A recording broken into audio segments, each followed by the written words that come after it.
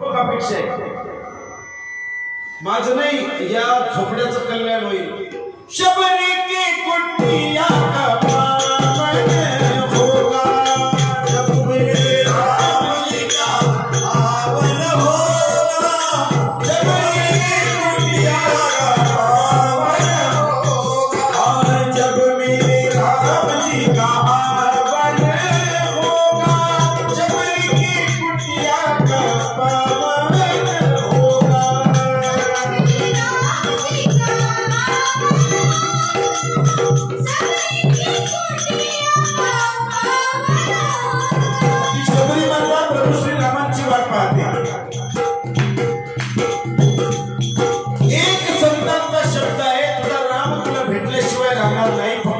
नामावर त्याच्या चिंतनावर राहा।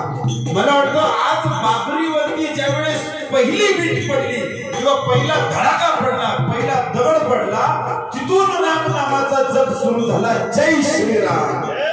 आणि आज त्या श्रीरामाच्या जपाचं महाराज आज सफलता आहे की उद्या स्वतः प्रभू श्रीराम येत आहे। फक्त जय श्रीराम, काही घाबरायची गरज नाही ना। एकदा ध्यास लागला ना पूर्ण करायचं काम त्याचं आहे। किती जणांनी अंगावर गोळ्या खाल्ल्या त्या ठिकाणी, काही जणांचे मृत्यू झाले त्या चिखलाचिखलीमध्ये, दगडी झाल्या, पेटल्या शिवतीला त्या ठिकाणी। तेव्हा आज आपण भाग्याचे ठरतो महाराज। आपले पंचोबा होते त्या काळात त्या ठिकाणी दंगल पेट, आणि दंगल पेटण्याचं कारणच नाही, वस्तुस्थिती आहे ते प्रभू श्रीरामांचं मंदिर आहे। त्याच्यावरती तुम्ही अवशेष चढवले आणि स्वतःचा स्वार्थ साधून घेतला। आम्ही फक्त कचरा साफ केला, प्रभू श्रीरामांचं आगमन केलं त्या ठिकाणी। सरकार कोणाचंही, मी कुठल्या पक्षात आहे, मी त्या पक्षाच्या बाजूने बोलत नाही कधी, पण आपले आजोबा पंजोबा थापर पंजोबा त्यांच्या काळात घडलेल्या या घटना आज तुम्ही आम्ही भाग्याचे आहोत की आपण प्रभू श्रीरामांच्या आगमनाचे साक्षीदार आहोत। उद्या आपले नातू पण तो सांगतील की हो माझ्या वडिलांच्या कारकिर्दीमध्ये, माझ्या आजोबांच्या कारकिर्दीमध्ये प्रभू श्रीरामांचं मंदिर उभारलंय। काही काही आनंद महाराज किती व्यक्त करावा म्हणजे होऊ शकतो। एखाद्याला मुलगा झाला, पेढे वाटून झाले अख्ख्या गावात, खिशाला हात लावला, पैसे संपले, आनंदही संपला। पुढे काय वाटायचं पैसे संपले? 10वी पास झालो, चांगला निकाल लागला, घरी आला, सगळ्या गावाला पेढे वाटले, 10वी पास झालो, कॉलेजमध्ये ऍडमिशन झालं, आनंद संपला।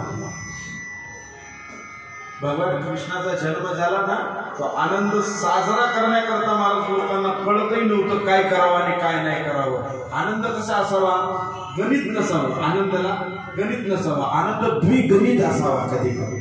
ते प्रभू श्रीरामांचं मंदिर उभारत आहे, हा आनंद सुद्धा मोजता येणार नाही आता आपल्याला। उद्या ज्याचा त्याचा आनंद ज्याच्या ज्याच्या जवळ आहे महाराज। या आनंदाचे अनेक तुकडे पडतात। मी सांगतो प्रत्येक तुकड्यामध्ये एक एक जण जगतो। प्रत्येक तुकड्यात सात्विका भरणे, रोमासी दाटणे, स्वेदाचे जीवन येऊ लागे।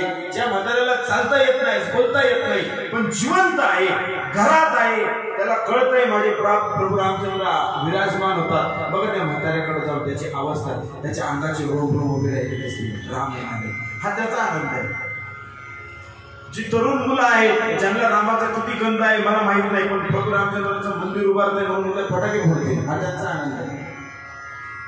काही ठिकाणी कथा चालू केल्या, कथाकार कथा करतोय, कथा ऐकणारे बसलेत, आनंद घेत आहेत, हा त्यांचा आनंद आहे।